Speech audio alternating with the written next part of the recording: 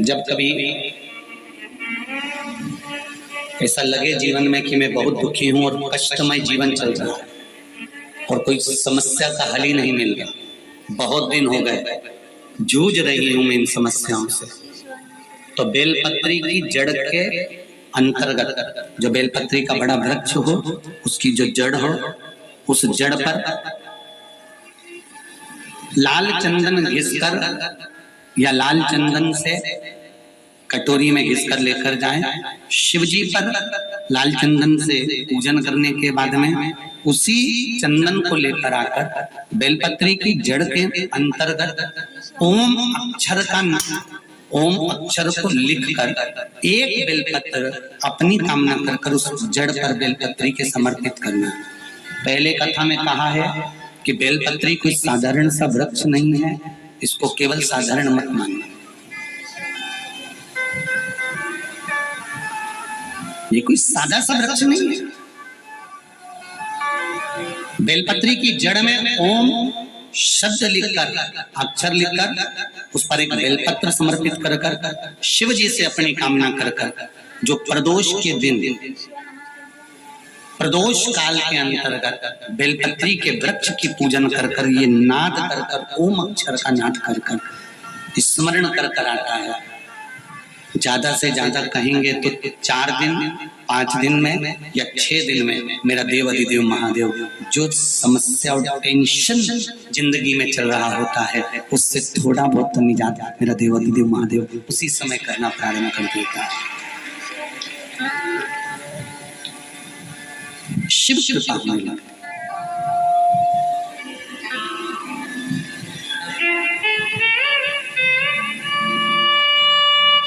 पर चंदन लगा होना चाहिए शिवलिंग पर। पहले शिवलिंग पे चंदन लगाना है, उसके बाद लेकर जाना। कौन से दिन?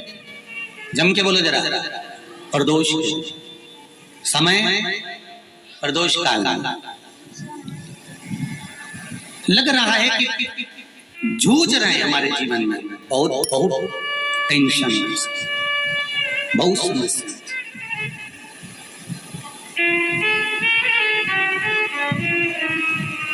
तब ओम अक्षर का नाद मूल होना चाहिए।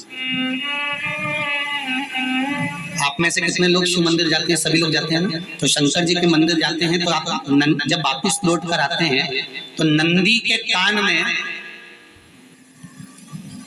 जब हम नंदी से कुछ कहते हैं, आप लोग जब वापिस लौट कर आते होंगे तो नंदी से कहकर आते होंगे ना कुछ ना।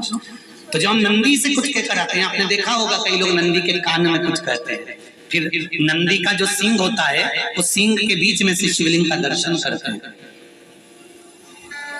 तो नंदी को जब कोई बात कही जाती है, नंदी से जब कुछ कहा जाता है कि हमारी बात शिवजी तक पहुंचाना, तो उसमें सबसे पहला अगर नाद करा जाता है नंदी के कानों में तो ओम का नाद करा जाता है। आप सीधे जाकर अगर कहेंगे नंदी को कि हमारी ये बात है, आप वहां तक पहुंचा देना, तो नंदी उस बात को कहे चाहे नहीं कहे, पर जब आप नंदी के कान में ओम कहने के बाद में अपने हृदय की बात कहते हैं, तो जैसे एक पत्र आपने भेजा और पत्र को तुमने लिफाफे के अंदर रख दिया, रखने के बाद में तुमने एड्रेस भी लिख लिया, समझ लेना बहुत अच्छे से। एड्रेस लिखने के बाद में तुमने अपना मोबाइल नंबर भी लिख लिया, सब कुछ कंप्लीट करते हैं।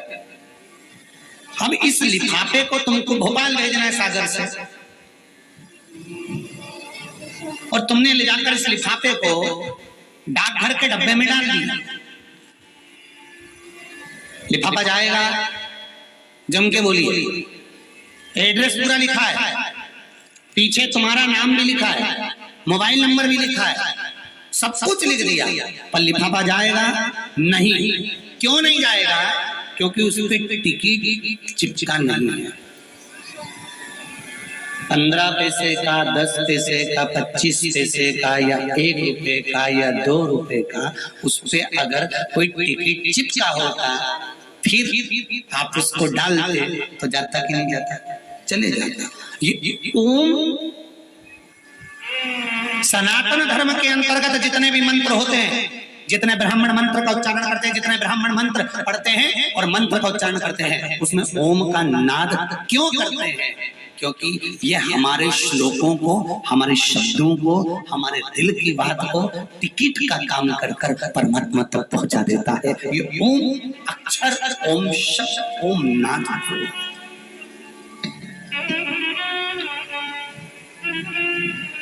वहां तक पहुंचा।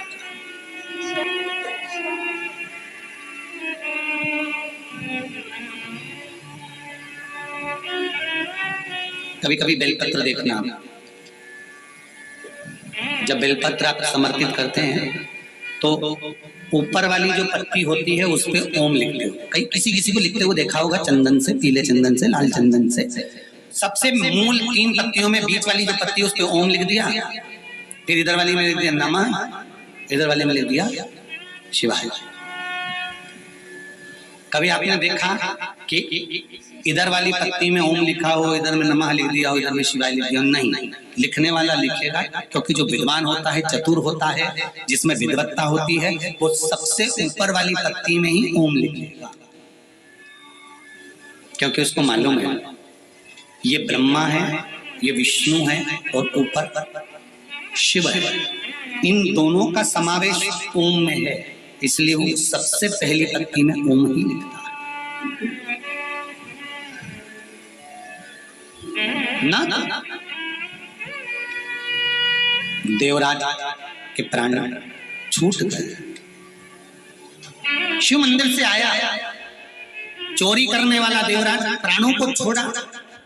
एक लोटे जल की महत्वता जानकर माता, उनकी देवराज की माँ जो जल चढ़ाती थी, उसका फल ये मिला कि देवराज के प्राण जहां छूटे वहां कोई दूसरा वृक्ष नहीं था, बेलपत्री के वृक्ष के नीचे प्राण छूटे। सनातन हिंदू धर्म के अंतर्गत आज भी किसी का अंतिम संस्कार करने के लिए ले जाते हैं, अर्थी को लेकर जाते हैं, तो एक जगह पर अर्थी को रोका जाता है, उतारा जाता है। इधर उतारते कि नहीं उतारते वो हमको मालूम नहीं, पर शास्त्र रीति करके एक जगह अर्थी को रोक देते हैं, उतार देते हैं, अर्थी को नीचे रख देते हैं। कुछ देर के लिए अर्थी ले जाने वाले भी वहां पर बैठ जाते हैं। किसी से पूछो, कोई विद्वान से पूछना, जो गांव का पुरातन व्यक्ति हो, बुजुर्ग हो, उससे पूछो कि ये शमशान जाते समय अर्थी को बीच में क्यों रोक दिया, इस अर्थी को यहाँ क्यों रोका गया? अर्थी रोकने का कारण क्या था? क्यों यहाँ अर्थी को उतारो, यहाँ उतारा करना, अर्थी को उतारना पड़ेगा, यहाँ रखना पड़ेगा, रखने के बाद लोग 4-5 पत्थर बीनते हैं, फिर उधर फेंक देते हैं, बैठ जाते हैं। क्यों, किस लिए, क्या कारण क्या है? उसको मालूम होगा तो वो जरूर बताएगा कि शिव महापुराण के अनुसार देवराज के प्राण बेलपत्री के वृक्ष के नीचे छूटे थे, इसलिए शास्त्र रीति कहती है जिस मुर्दे को लेकर जाते हैं, कोई बेलपत्री का पेड़ जो गांव में होता था उसके नीचे अर्थी को थोड़ी देर रख देते हैं, तो उस जीव आत्मा को कैलाश धाम पहुंचा दिया जाता है जो उस पर बंधी। अब आज के जमाने में तो बेलपत्री का वृक्ष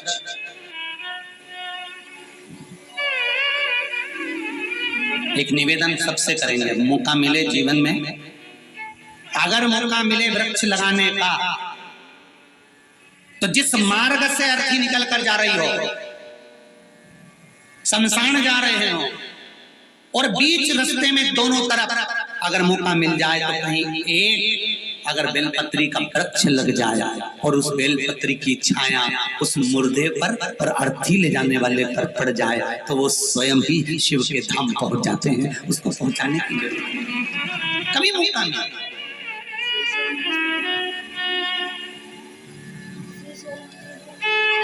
जहां देव स्थान हो, जहां देवताओं के स्थान हो, शिव के मंदिर बन रहे हो, शंकर मंदिर का विस्तार हो रहा हो, कहीं भगवान देवता विराजमान हो रहे हो, तो मेरा वहां के ट्रस्टी हो, वहां के समिति वाले, उनसे निवेदन है कि आपके बगीचे में बेलपत्री के जितने ज्यादा से ज्यादा वृक्ष होंगे वो जीव का कल्याण करने वाले, सुख देने वाले,